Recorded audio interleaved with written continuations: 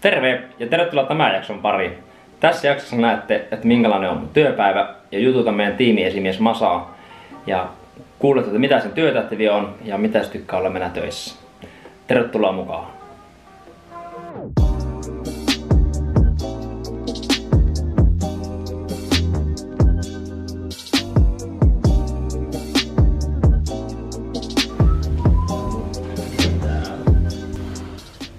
Onhan sulla mutera kamera?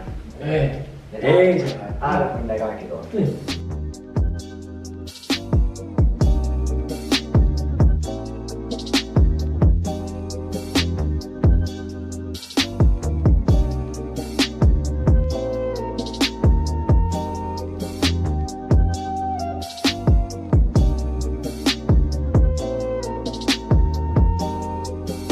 Siis ollaan suunnittelemassa nyt sitä Joinsport-applikaatiota, mistä on tuolla Instagramissa ja Facebookissa joskus linkannut, että semmoinen on tekeillä. Ja nyt on menty siinä eteenpäin sillä, että Androidin versio on ihan justiin valmis. Ja nyt mietitään sitä, että kelle sitä lähdetään ensimmäisen kerran myymään niitä siis näitä mainospaikkoja sinne, eli sinne tulee yritykset ja yhteisöt ja seurat voi mainostaa siellä. Sitten nyt mietitään sitä kohderyhmää sille käyttäjille. Aluksi sille tarvitaan muutama 100-1000, ketkä kokeilee ja käyttää sitä ja haetaan sitä kokemusta sitä kautta, että mitä pukeja siellä on, jos sillä on ja miten sitä voisi lähteä jatkokehittämään. Hyvältä kyllä näyttää. Mä laitan sitten linkkiä tuohon joko videolle tai tähän videoon, jos se on jo sitten kun tää tulee julki, niin valmis se applikaatio ladattavaksi. Applen käyttäjille niin sen valmistaminen alkaa mahdollisimman pian, että sekin on tulollaan, mutta nyt on tämmönen järjestys, että eka Androidille. Tää on meidän Oulun toimiston tiimiesimies Matti, niin jutellaan vähän Masan kanssa, että miksi jätkä on meillä töissä ja mikä mitä sä oot vaikka touhunut tänään? Jaa, no miksi mä oon täällä töissä ensinnäkin, niin täällä on mukava työporukka, hyvät mahdollisuudet tienata ja täällä on töitä tehdä ja tää on mielenkiintoinen ala, mielenkiintoiset hommat ja sit kun on tässä tiimiesimies vastuussa, niin se tuo pikkusen eri lisääkin siihen, että ei ole perinteisestä, että soitellaan, vaikka sitäkin kyllä pyrkii tekemään mahdollisimman paljon. Että se on mukavaa ja pystyy niin sanotusti kärryillä koko ajan siitä, että mitä siellä linjassa tapahtuu. Ja pystyy tavallaan sitten vastaan vaikka jotain muuta muistamaan, että miten tätä pystyy käsittelemään ja miksi ja mikä tavallaan Eikö sun? Niin. Tän esimerkiksi, jos ajatellaan, että päivä oli sillä, että kävi vähän läpi, että miten meni eilinen päivä, mitä tänään pitäisi tehdä ja missä tavallaan on tarvetta meillä tehdä ruukkia ja kuuntelin muutaman nauhan just ideiltä ja muualta lähdin soittamaan. Olen soittanut ja opettanut uutta. Nythän meillä on siis nyt on keskiviikko, kun kuvataan keskiviikkona torstaina meillä tullaan välivuoroa. Kyllä. Eli 12.6.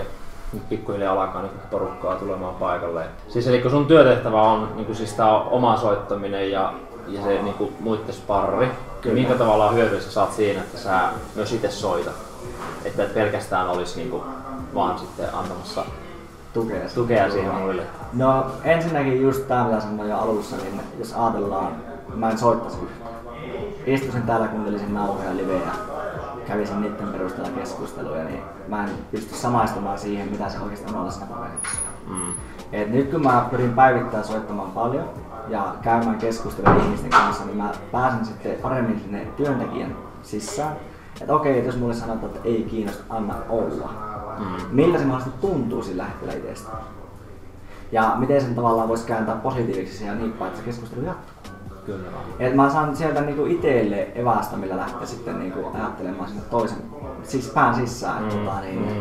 Hetkinen, että mikähän tässä meni nyt mönkää itsellä esimerkiksi, niin miten mä pystyn itse sen oppimaan ja antamaan muille tavalla, että hei, mä hoksasin tälleen. Mä sanoin, että hei, että annapa 2 minuuttia aikaa.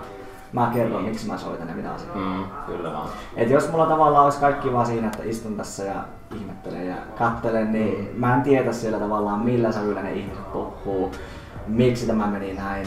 niin se on niinku tarve käydä siellä mukana. Niin, eli se on tavallaan se on sun työn perusedellytys. On, ei tässä pystyisi olemaan ja neuvomaan ja opettamaan ketään yhtä puhelua. Kyllä vaan. Ja meillä on meillä on toimittu alusta asti. On. Ja me ollaan koettu se hyväksi, että se on niinku ollut huikeeta just tässä tarinassa mukana, kun ollut ja touhunut, niin aina on just se, että niin ei tavallaan ole kukaan semmonen, joka ei tiedä puhelua ota. Kaikki tietää tasan tarkkaan, mitä puhelimessa tapahtuu, niin se on hyvä mennä ihan samaan kelle kysymään, että hei, mitä tässä olisi voinut tehdä, niin pystyy sanomaan, että hei, Maikki, olepa soittanut, niin mä tiedän. Mä kerron, jos on jotakin kerrottavaa.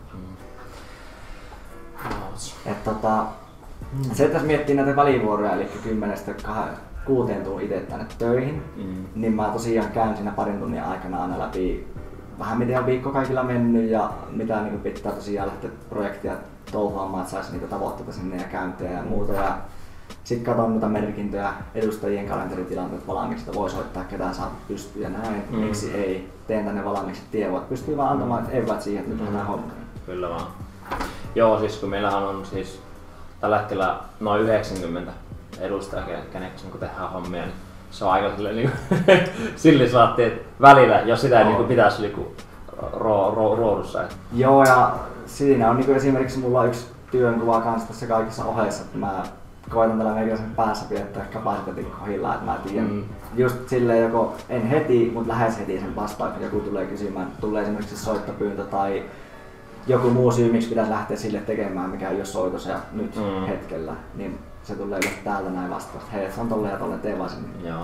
Ja sitten on niinku näitä erilaisia seurantavälineitä, millä pystyy kartalla, että montako viikkoa ja paljonko se sopii ja miksi.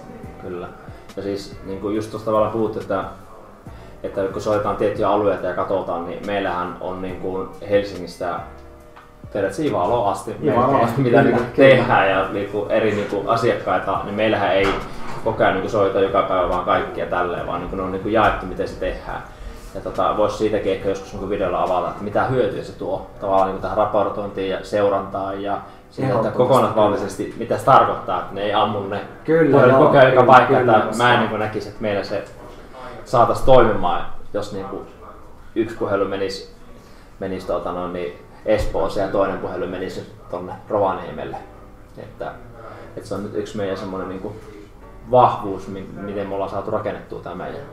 Kyllä. Ja tuohon niinku sanoit, niin pitäisi niinku tehdä just semmoinen syvempi analyysi sinne, mistä miksi se on mahdollista. Sitähän se on.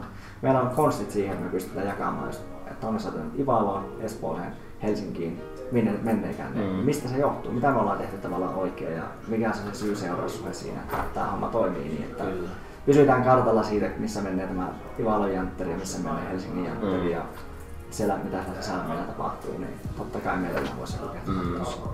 Ja sitten kun on niin erilaisia, ihminen on erilainen tässä Oulun seudulla kuin vaikka Pohjanmaalla tai idässä tai sillä Helsingissä, että ne tavallaan samat mallit soittaakaan, niin ei toimi. Ei toimi, mutta mä oon ite niinku henkilökohtaisesti aina ollut sitä mieltä ja sanon kaikille tässä, ketä touhua ja on mukana, että ihan sama minne päin lähdetään, niin se näitä pikkusia eroja on, mutta pyrkii vähän mukkautumaan sinne päin, mutta silti antaa olla aina omaa itseään ja pannaan menemään. Ei tule tavallaan semmosia peikkoja siitä, että tää on nyt siellä Lapin perällä tai sitten tällä kiireen keskellä Helsingistä. Et miten mä tämän kanssa teen, vaan just se pikkusen muutetaan tyyliä ja antaa mennä. Kyllä. Jes, siinä kuulitte vähän pätkää, että mitäkään Masa touhua täällä päivät.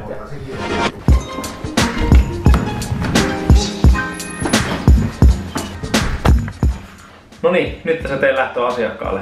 Mennään katsoa, että minkälaisia juttuja siellä olisi mielessä. Että ollaan vähän keskusteltu, että katsottaisiin vähän yhdessä myyntiä ja asiakashankintapuolen juttuja. Ja nyt sitten siihen olisi vähän tarvetta meidän palveluille. Jatketaan matkaa.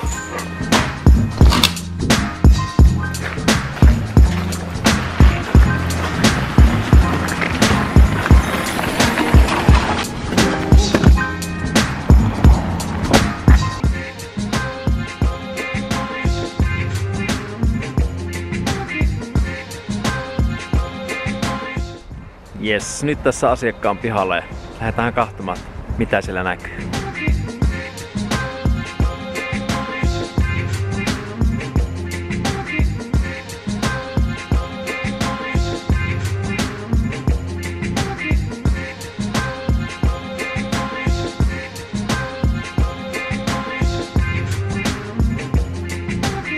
Jees, tällainen jakso tällä kertaa.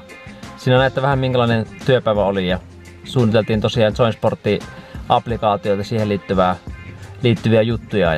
Ja nyt tosiaan ensimmäinen tämä Androidin versio lanseerataan ihan justiin. Niin, ja sit Omena Applelle tulee sitten vähän myöhemmin. Ja käytiin sitten vähän asiakkaalla ja tosiaan vähän meidän tiimeitä ja Matinkin fiiliksiä, minkälainen me ollaan niinku työpaikkana.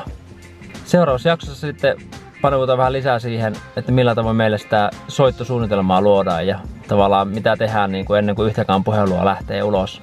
Kerro siitä lisää. Ja sitten vähän muitakin meidän työntekijöiden mietteitä, että mitä työtehtäviä ne tekee meillä ja minkälainen me ollaan työpaikkana.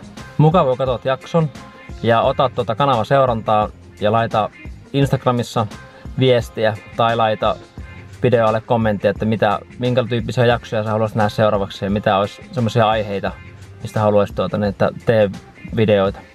Ei muuta kuin seuraavaan kertaan.